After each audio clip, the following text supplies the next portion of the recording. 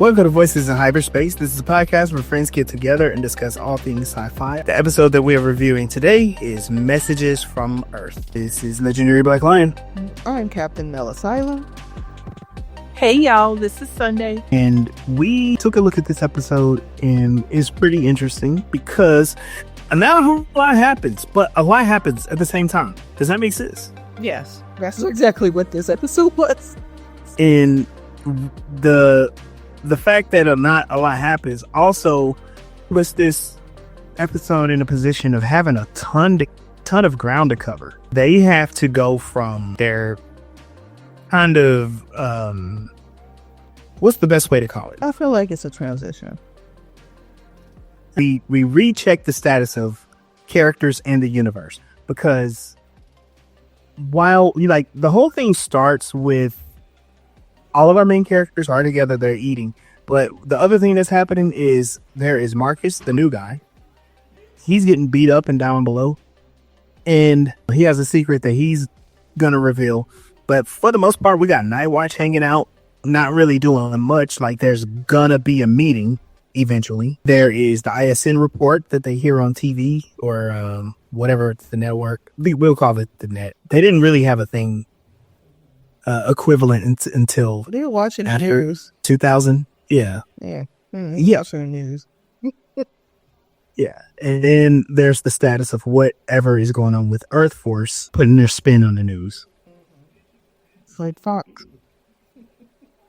So I thought all in all the episode, honestly the episode is great. There's something else I gotta point out. The music in this episode has that feeling that something epic is about to happen. Noticed the snare drums when they were getting on the ship, boarding the ship. It was very much written in the romantic period style of battle.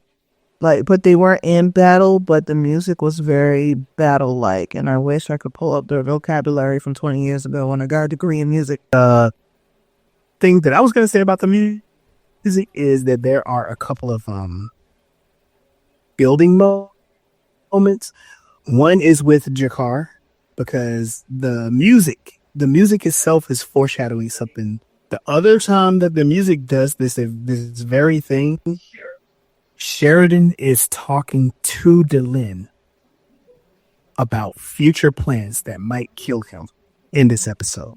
So I wanted to kind of know, what are your thoughts about the way Sheridan kind of picks out Delenn specifically to talk to? I don't know that I picked up on that much. Yeah. Because he kicked everybody out and said, except for you with Delenn.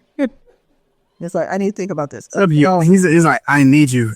Yeah. He's like, I need you. So. And then later, the adoring way that she looks at him as they attempt, he almost kills them all. Yeah. I mean, we'll bring people closer together than a near-death experience. Yeah. Like, she admires him for that. And that's crazy. But considering what her destiny is and how he's like so gung-ho about fulfilling the destiny. Yeah. I guess that's what she likes. Whether or not it kills her or not. I'm concerned. It was a concern the first time they got on the ship. It's like, are you serious? You're going to kill us all. Now he ready to kill them and she's looking at him adoringly. Yep. All right, so jumping in, I kind of went over this. They're having a fun little back and forth about Ivanova's breakfast and what the situation is. She has bacon and eggs delivered to her with a note that says Susan on it. And what that means is our good friend Marcus, who was introduced very shortly ago, is being real sweet on Ivanova. And Garibaldi and Sheridan are noticing. They're talking about how it's hard to get a live egg onto the station because of how long it takes. Mm-hmm. Which is weird. I don't know. Like, they have cryostasis. They can't cryostasis. They can cryostase people. Because of that ship they ran into that was 100 years old with the couple on it, they were in cryostasis. They didn't age. So they could do that with food. But that would probably take up a lot of resources, and they don't want to do that. Yeah. Then I also kind of thought about how Jakar had that lamb's head that he was eating at one time. No, but then I could, and then there was the flowers he needed transported, but they must be a lot closer to Narn and Centauri space than they are Earth space, because they said it would take 2 days. Now eggs, they could refrigerate eggs on a ship for 2 days. I don't know. Bet what they have is like, no, yeah, I bet they have some sort of like powdered egg situation normally. But Garibaldi was complaining about the food that he eats because he's eating this blue goop, which this is a slight inconsistency with the lore, with the story, because in season 1, when Sinclair and Garibaldi are pranking Ivanova, they have like fresh food, like fresh fruit, vegetables, all that stuff from the hydroponics. Mm-hmm. And the time they were out on a diet. I was thinking that maybe since the war and stuff had broke out, that maybe that was affecting their resources and what they do and don't have. Because I had recognized that too and wanted to know, like, who did Red memorize and knows line for line the manual that says the child might be subject to eating the same shit every day. Oh, it's clearly Sheridan. Yeah, but Sheridan lived on the rim for 2 years too, so he's probably like, this ain't a problem for me, Garibaldi. Get tough. But Garibaldi said, he literally says, who said we had to eat the same thing for 3 years? I've been on this ship for 3 years and eating the same thing, which is like, you can go back to season 2 and saw that he ate something different for breakfast. So, yeah.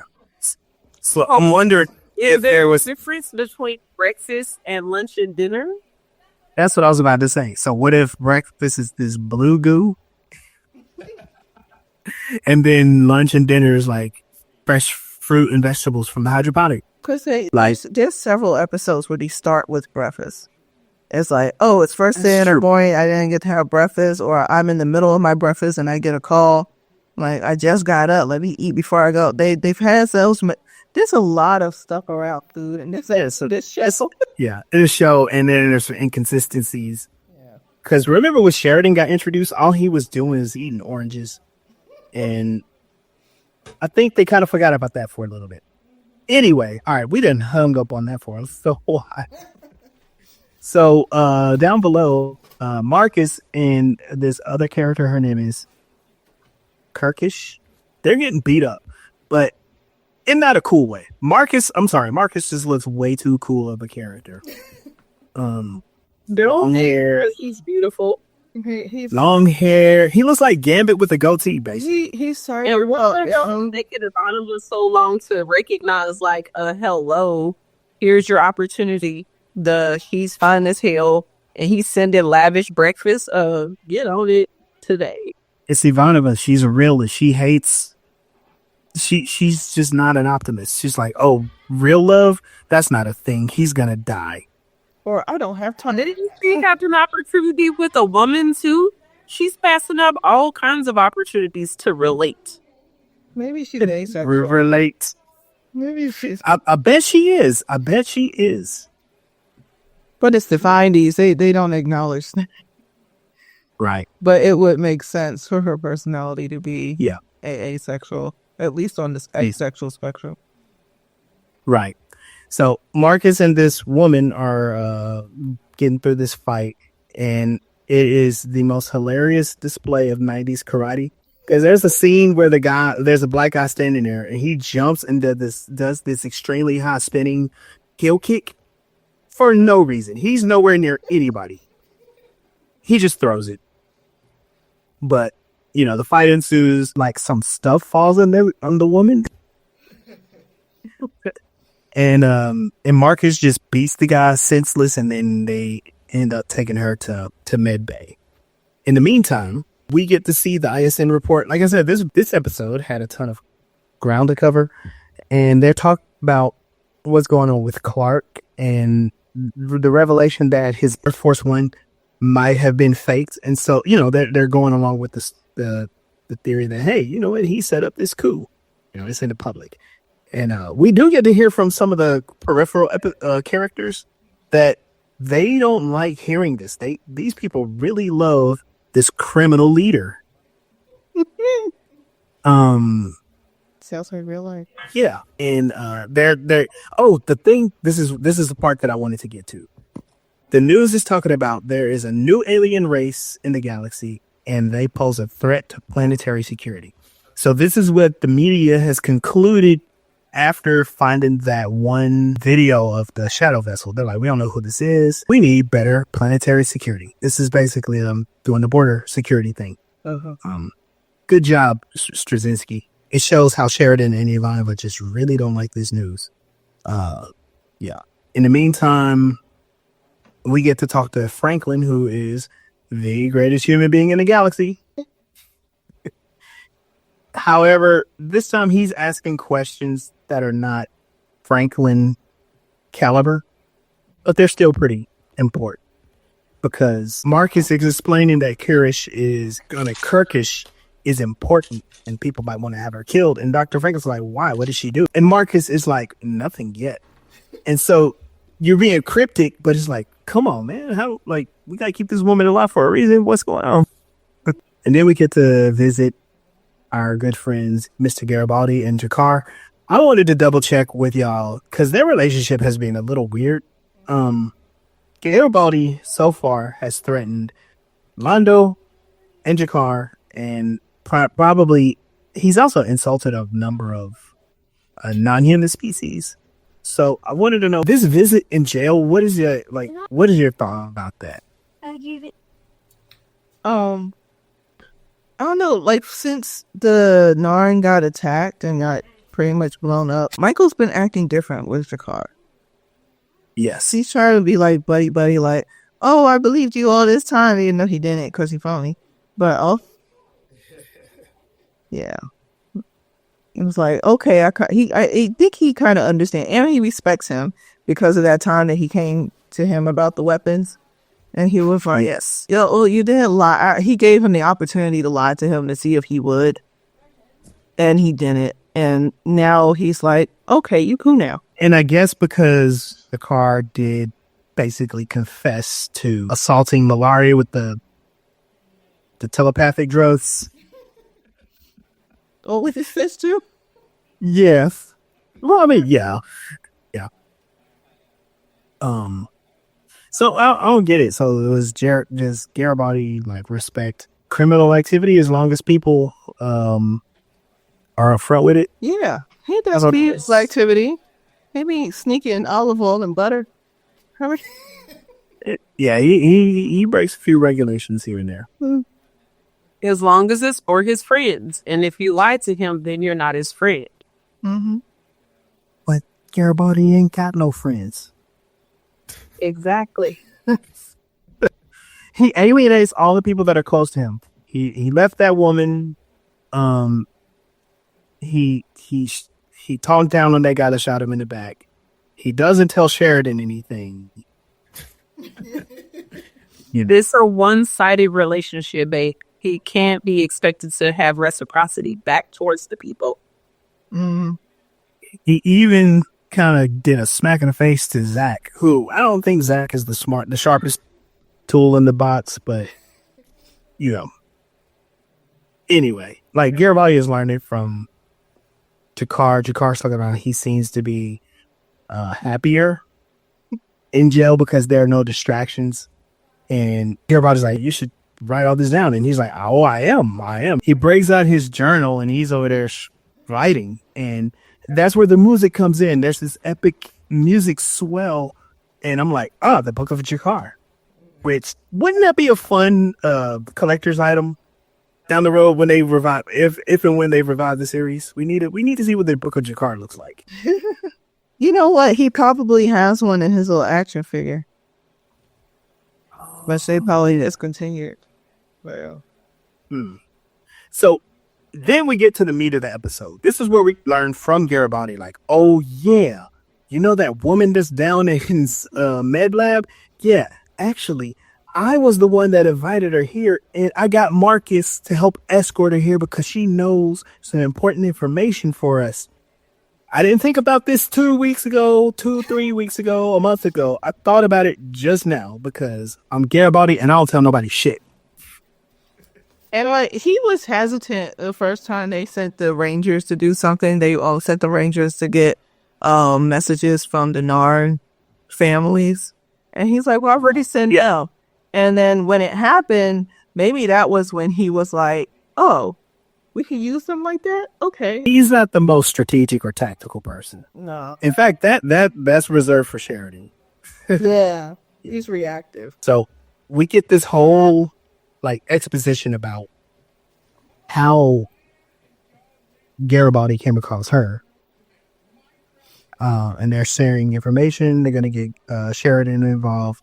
And then what we find out is Kirkish, she spends pretty much the entirety of Act 2 explaining why she's there. And here's the thing.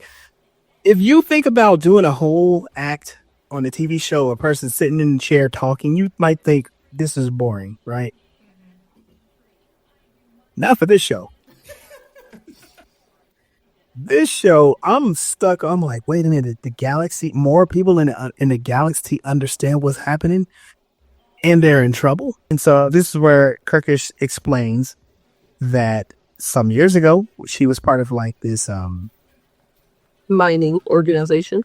Yeah, and they were doing some work on Mars, and they had uncovered an alien ship buried in the soil. One of the guys that was there touched it, died instantly. When I heard that, I'm like, that sounds biblical, right? That's like when people touch the Ark of the Covenant. So again, good job, Straczynski.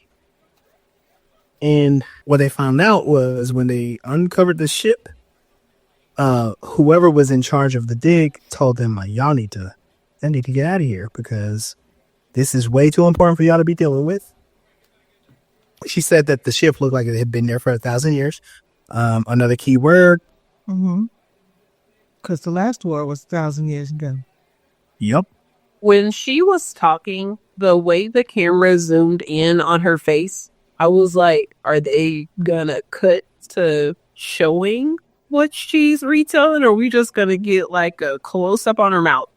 And it took a while for them to transition the scene, but I was really happy that they did. And then they showed the dig and the shadow ship being unburied from, under thousands of years of dirt.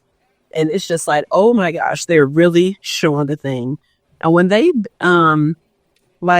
sent them away from the dig, the living quarters that they were in seemed very prison-like. That's all I'm saying. Oh yeah. Yeah. Yeah. Absolutely. She talked about witnessing another shadow vessel appearing to dig that other ship out and got it out. And they could hear, they said that it sounded like it was from hell. And I was like, this is so great. Ominous music and just this story. Like we were building up this force to be like a real big bag in the galaxy. So I'm like super pumped about it. So you might be asking yourself a question. Where does Garibaldi come in all of this? I'm glad you asked because I was wondering, how does Garibaldi even know who this person is? And I believe it was Sheridan that asked him too, like, so where do you come in? Oh, some years ago when I was on Mars, I used to fly a freighter. And when I was going over, I saw the same thing that she saw. Does he think people would want to shoot the messenger and he's the messenger? I don't know. Like, because Garibaldi, anyone, anything, when his job is information. Right. Garibaldi does not volunteer any information whatsoever, no matter how vital it is. They had been fighting the shadows for at least a couple of months, and he's just like, oh yeah, by the way, just now, I know this person. Now, here's the thing. Maybe behind the scenes, he's like trying to figure a way to get her to Babylon 5. So maybe we can cut up some slack on that. But he also mentioned when he went down there, he found something. Do you remember what he found, Mel? Oh, he found a badge, a Psychor badge. Right. That's wild. I did forget about that part, but my goodness, they are tying in all the threads in this episode. Yeah. And it's really good because it reminds me at the beginning of the show, we have these things happening with Earth Core or Earth Government, the mystery ship, the new alien species. We have the conspiracy of light. Earth knew about it before Sheridan and them encountered, or Kiefer did. Earth knew about it. And I think even Lynn made a point to point out that, hey, Earth may not necessarily be pretending that they don't know. They're just trying to figure out who else might know. And that's why we're seeing what we're seeing. And then this is where Franklin kind of disappoints me. He's like, that's a lot to conclude from just a couple of videos or from one ship. And I'm like, come on, Franklin. You have seen some shit on this station. You know what's up. He needs hard science. He needs definitive proof. But we can't go to conclusions without definitive proof because I'm a scientist. You watched a woman give her life force to another person. I don't know. But he called her quack before that. He had to see it. He had to see it work for himself. Otherwise, you don't know what you're talking about. So I see it and know. So to conclude this part, what they found out is that Earth found another vessel on Ganymede, which is one of the moons of Jupiter, and they plan to wake it up and use it.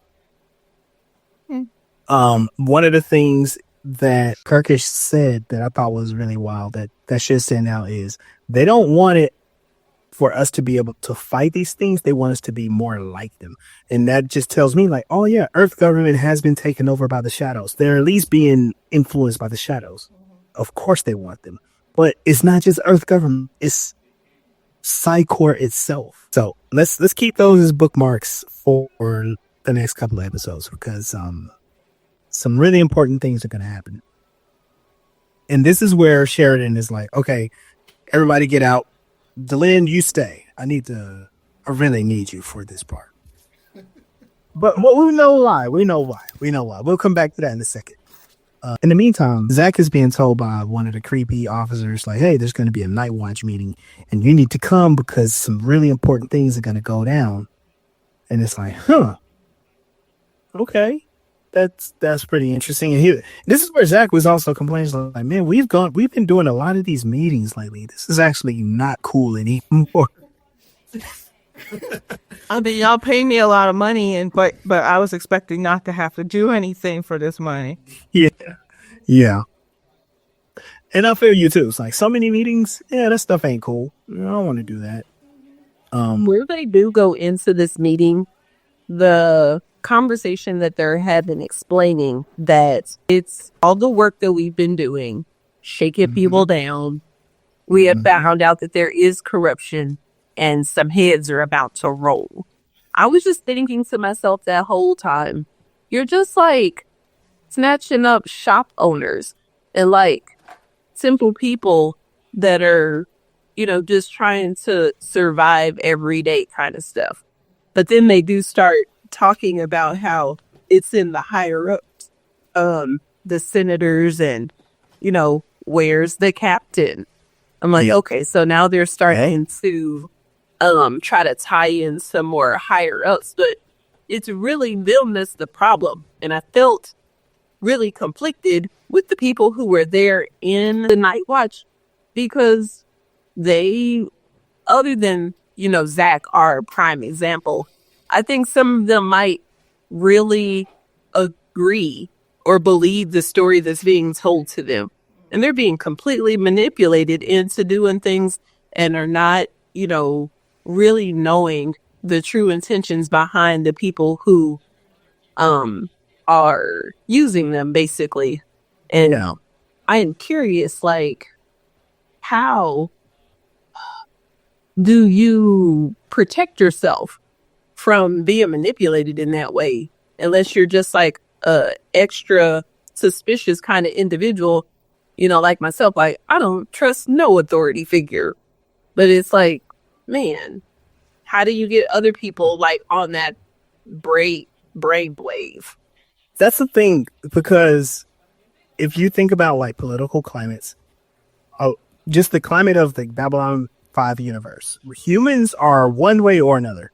But in general, humans are pro-human, and they're like, we need to flex some strength and some relevancy in the galaxy, right?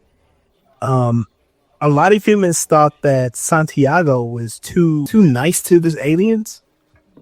And if you think about it, like if you're in a universe where your species almost went extinct, and then you're basically hanging out with the people that almost killed you, and you're showing them a ton of respect, that's going to rub a lot of people the wrong way. If we think of real life politics, there are a lot of people who were in positions of power and privilege who think that position is being taken away from them little by little every day. So then when someone shows up and they're like, no, we're strong, we're gonna take back what was taken from us, it makes people feel really emboldened. It makes them feel confident, and they don't care about what is actually happening in the background. They don't care if it's a coup. They don't care if there's a conspiracy. All they care is like, our team is winning. Mm-hmm. It was not that long ago, like a little more than 10 years ago, that the Minbari nearly wiped humans out. And so they probably are feeling scared and weak, being this one species around all these other species. And that would be one of the reasons why they make friends with the Centauri. Even though they see their actions, they probably do see how crazy they are. But they see, like, if I'm friends with the crazy person, maybe they'll be crazy for us and not against us. And some people really think that way.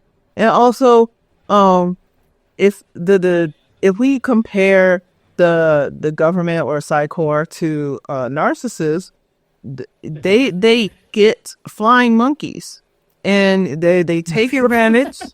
They take advantage of people who feel like they're going to, like you said, this goes along with what you said, but on a small level. People who see them as powerful are going to believe anything they say, because they're going to, they have that association to that power that makes them feel safe. And that's why they listen to the nonsense. You also pointed out how humans connect, how humans allied with the Centauri. The Centauri never tried to destroy humans. So, and also remember Garibaldi pointed out, like, y'all look like us. Y'all do kind of look like us. Y'all kind of look like us. So the Centauri are familiar enough and not hostile to where it's like, okay, those are our friends in the galaxy. Everybody else looks like some sort of bug or a frog, and we don't like them. Not hostile in the ways that don't matter. But a lot of people see things to the surface and can't see, like, a lot of people can't make connections for things. And it's really weird. And so when you are one of those people who can make connections and see the connections of things, you get outside it, right? If advertisements say this is something that you need to get to make you happy, people believe that and they buy it, and then they're happy for the tiny bit of time in which they purchased it, because the purchasing was the happiness. And now they have to go search for another happiness. If you told them that you could find happiness or content from within, they're not going to believe you, because they've already bought into the idea that they have to purchase products from companies in order to be happy. Mm-hmm. Yeah. I'm not going to talk about... It's just depressing. Thank you. I'm not going to talk about how the path to happiness was in New York recently. I'm not going to mention that at all. All right, let's just move on to the next thing. So what Sheridan decides is he's going to go to Ganymede. He's going to take the White Star crew, and they're going to go destroy the shadow ship before the Earth forces get their hands on it. That's what he pulled Delenn aside to explain. And his whole thing was, we're going to destroy the ship. And somebody said to him, well, what if you get caught by Earth Force? He says, it doesn't matter, because we're not going to be prisoners one way or another. In other words, this very well can be a suicide mission. And so that's when Delenn and Sheridan get to share their very passionate moment of like, we might die, but as long as we can buy the galaxy some more time, right? So they they saddle up and they head on to Ganymede. And this is the thing where they said it's going to take them 2 days to get there at hyperspace. And I'm just like, how far do they go? Like, where is Babylon 5 compared to the Sol system? I have to look at a map to double check. And then that's when we get the Nightwatch meeting, and Zach is being pressured, like, y'all got to start like snitching on these high ranked officials. We need to like arrest some folks. What did they called it? A prelude to invasion, where all of the people are behaving in a subversive way. So that's kind of like their justification for being more authoritarian and adding more surveillance and stuff like that. And I was just like, that's so wild. They're just spinning this narrative. Because just like the Centauri were like, oh, we're about to be invaded. We're about to be invaded. They were the ones doing the invading in war crimes. Yeah. Gaslighting. Or projecting. And, yeah, projecting. So, on the White Star, because, you know, Sheridan doesn't sleep, he's all the way up. And Lanier is encouraging him to go rest. And this is where we get to see that the Centauri don't sleep in bed, like horizontal beds. They sleep on these diagonal. There we go. They're on diagonal slabs. And Delenn and Sheridan have a nice little conversation about what's going on. Him having trouble sleeping, and we get to hear about his relationship with his father, which does become very important in 2 episodes. And Delenn was saying, you know, I will be here and I will watch you sleep or whatever, right? And I was like, That's not creepy at all. Yeah. Have you ever had that happen to you before? What? Someone say they want to watch me sleep? Yeah, and then they do. No. It's weird. I was at a friend's house and I needed to get up for work, and yeah, I'm never having that experience ever again in life. I was about to say I used to watch people sleep, but I wasn't truly paying attention, no.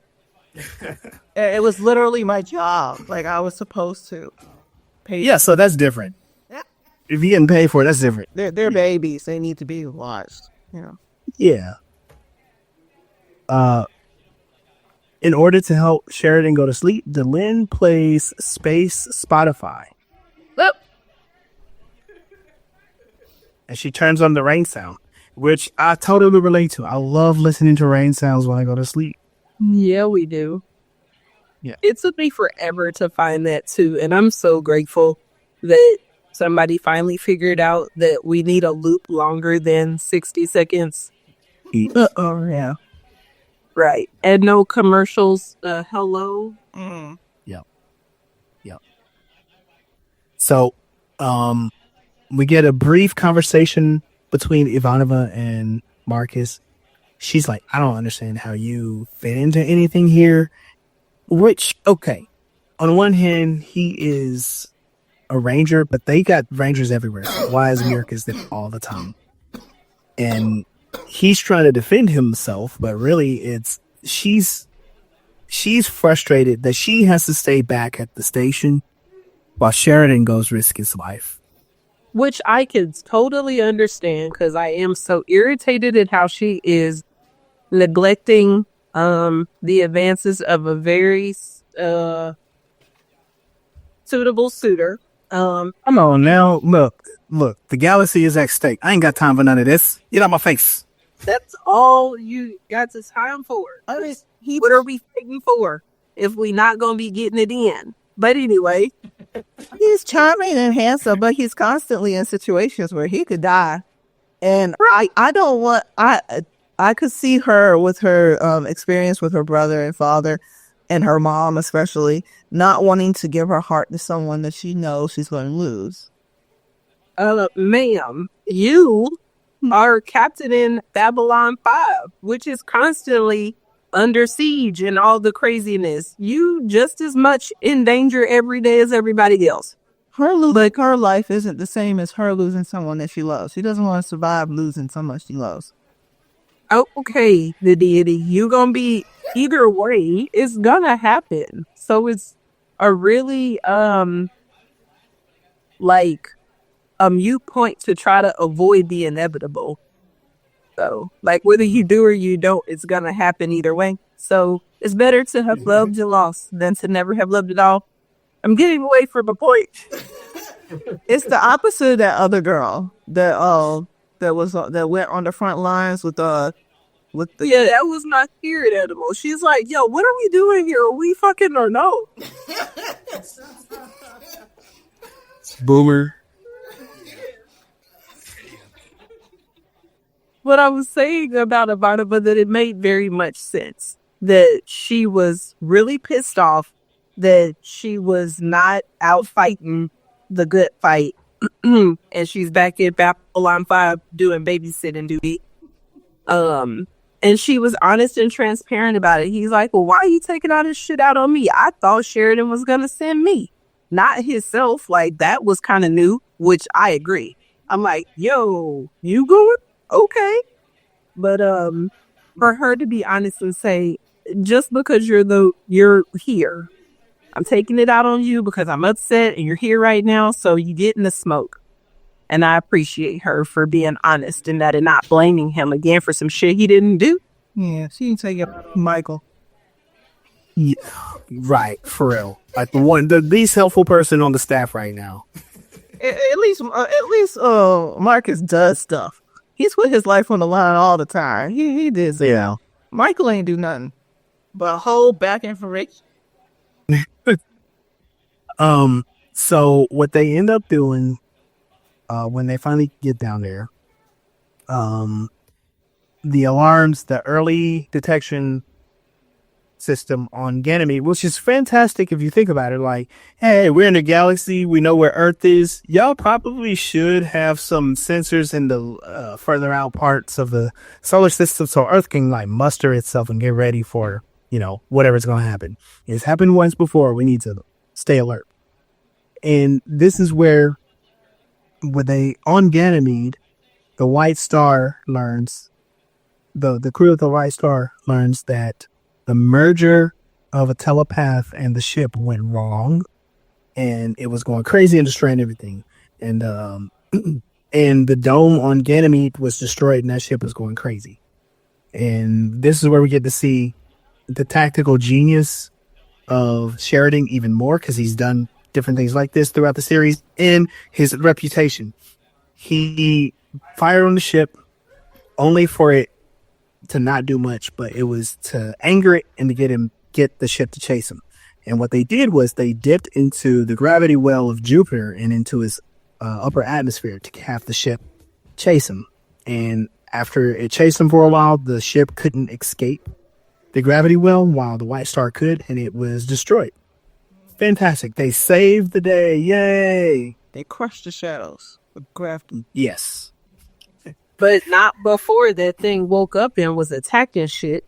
So now the Earth that was notified of the attack, there's only one ship left. The White Star, what y'all doing firing on us? We're gonna kill you. Right. And who is it that is shooting on them? The Agamemnon. Sheridan's old ship. And he is so conflicted. He's like, I don't want to fire on the Agamemnon. I don't want to shoot on Earthforce people. We need to get out of here. He said, I'm not fighting my ship. Like, that's not your ship no more. But I understand why he said that. Well, yeah. And was it, I'm trying to remember if it's this episode, this is where he says, we can't just run from them because they will hunt us down like dogs. They will get us anywhere, right? Yeah, he went through all the strategies that they had. He's like, even if we go back into the atmosphere, they're just gonna wait us out, right? Yeah. And so this is when Delenn, who comes up with the bright idea, like, why don't we just open a jump gate in atmosphere? And Lanier being so wonderful, and I feel Lanier because he's there. He doesn't want to be there. He's there because of Delenn. And he's like, I don't think it'll be a smart idea. Let's do that. That'll destroy things. I love how once they were in the midst of doing something that he had advised was a bad idea, Sheridan's gonna be like, well, if we start doing this, let me know. He's like, I most certainly would if that was happening. Like, you ain't got to tell me.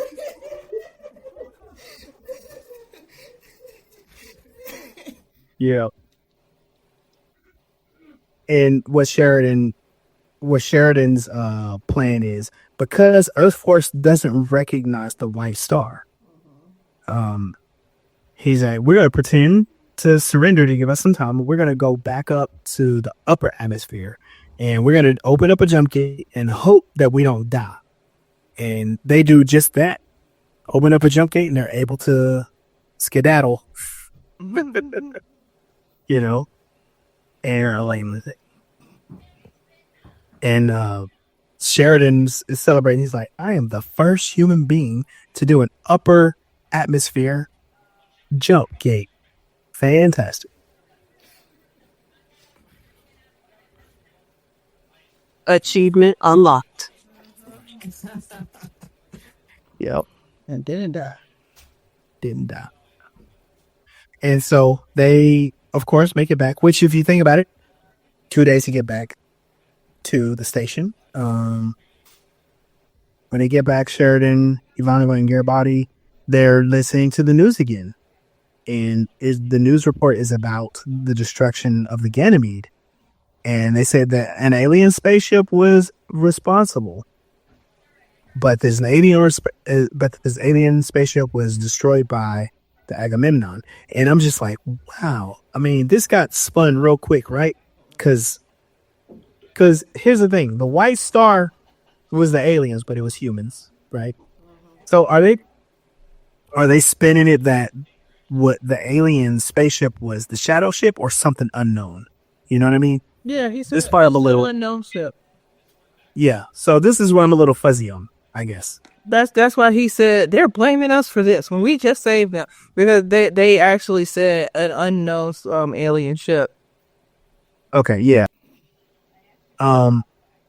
Zach is feeling conflicted about being summoned by Nightwatch, who is upset about Sheridan being gone.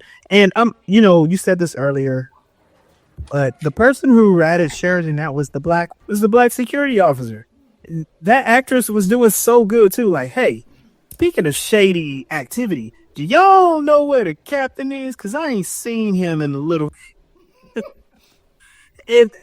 I thought it was bad too that the other officer was like, we checked his panel and he hasn't been in his room in 4 days. That's messed up. Yeah. Y'all sneak him. But doesn't he regularly go out on missions that he can't tell other people about? Are they like hacking the logs to see where he's going or if he's going? Because like when he went to Minbar that one time, or did he go to Minbar? He went somewhere with the Lin, and they didn't say that they were going to. Plus, he was also supposed to go down to the planet that one time. Like, he doesn't tell everybody where he going all the time when he has to leave the station. So them being suspicious is either them just being stupid or somebody not being congruent with the story again, like with the breakfast thing. Yeah. Yeah. Well, I think you mixed them together. When he went down to the planet, that's when him and Delin they gave the story that they went to Minbar, or they escorted a Minbari cruiser or something like that, like a diplomatic ship. So, that's fine. Yeah. It's still like, y'all could have said, I'm leaving. Right. Even like, and then you're working with Minbar. Like, and everyone see you working with the Lin. Every time y'all have diplomatic meetings, all the other diplomats are on the floor yelling at y'all, and the Lin's sitting there at the table with you. So why not just say, I'm going on a diplomatic mission to Minbar or somewhere you related to Minbar? You could have threw that out there. Y'all could have did that. Y'all could have pulled that because she is the diplomat for Minbar. She could have said, hey, I got a mission. I need him to go on with me. That's true. That could have happened, but the scrutiny that they were under could have been, I don't know. They definitely were like, hey, we need to keep this under wraps. We get a little bit of Marcus bantering with Ivanova. He brings up this handmade chart with like pictures and poster and it looks like crayons or colored pencils. He's trying to make her feel okay about their situation, which I thought was kind of cool. It's them being cutesy. What is the thing that you do at the end of the year to get ready for the next year? Oh, Resolution? no, it's like you take the magazine clippings. Oh, You're on the poster board, a vision board. yeah. There you go. He had like a vision board and a family tree. Yeah, but it kind of sucked. My God, Mel, they ignored. Yes.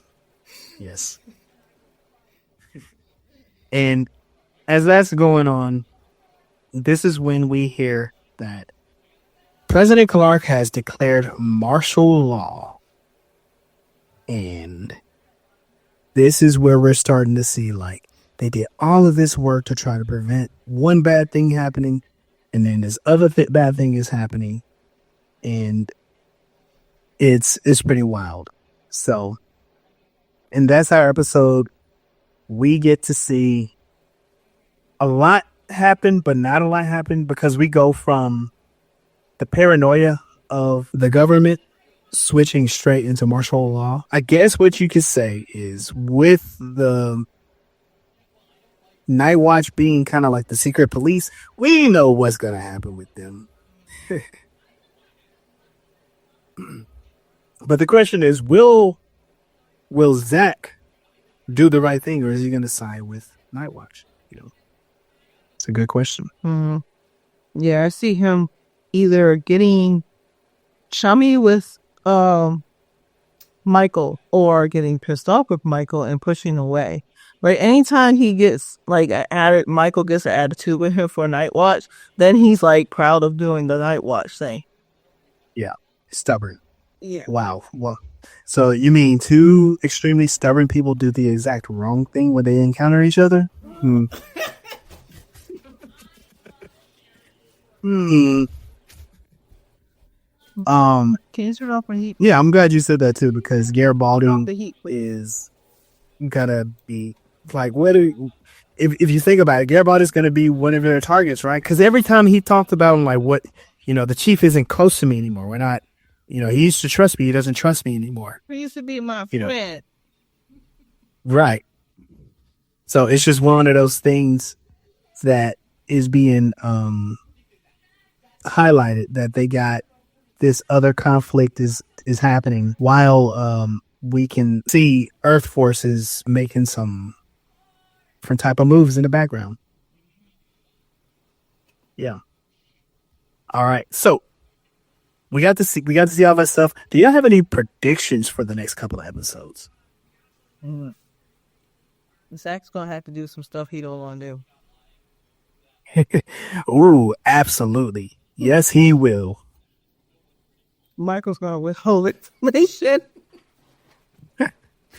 With Earthforce moving to martial law, how do you think the rest of the galaxy is going to respond? I don't think they're gonna like that, especially when and that also really hinders the mission of Babylon 5. You're supposed to be there to make friends with everybody else, and y'all are like, no, we don't want to deal with everybody else. I mean, in the intro, Ivanova already says that they failed, so they're being forced into some uncomfortable positions. Who do you think? Actually, the question I want to ask is, how do you think the Centauri will respond? Phony. Because the humans and the Centauri have that non-aggression pact and that alliance. So there's that. There's a lot of other species on the station. So we'll see how that plays out. And I believe within the next episode, it plays out even more. Because aren't they supposed to, is Nightwatch only Nightwatching over humans? Or is it everybody who has thoughts about, they wouldn't go against other species talking against them. Because that would cause. Oh yeah, they're absolutely It's like human centric because they're a pro-human organization. by taking away their humanity. Yep. Yo, I wonder what a Paul Verhoeven Babylon 5 movie would look like. Because I feel like they borrowed from Paul Verhoeven on certain parts, especially that Psycor commercial from last season. So, yeah. Yeah. All right. So, any last thoughts for this episode? It was a nice transition. It built us into what's about to happen. With that, let's get out of here because I don't want to do much foreshadowing because I mean y'all just watch the episode. It foreshadows itself. Oh, hey, so we don't normally promote a bunch of stuff, but I just wanted to throw this out there for people trying to watch Babylon 5. Babylon 5 is on Amazon Prime now, like the entire series, not just season 1. So, if you want to join us and watch it with us, do it in your Prime. And that's all I'm gonna say. Yeah. Be sure to like, follow, and share Voices in Hyperspace. We are on quite a few streaming services. We're on Spotify, Amazon Music, YouTube Music, and Apple. Yeah. We're also on YouTube, so be sure to follow us at Voices in Hyperspace. Join us in social media, Instagram, TikTok, and Facebook at Voices in Hyperspace. You can follow me, Legendary Black Lion, on TikTok and Instagram at Legendary Black Lion.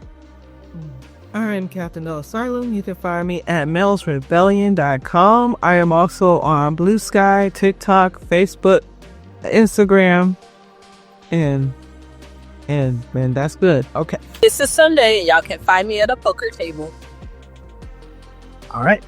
So thank y'all for joining us, and we'll see y'all out there. Peace out.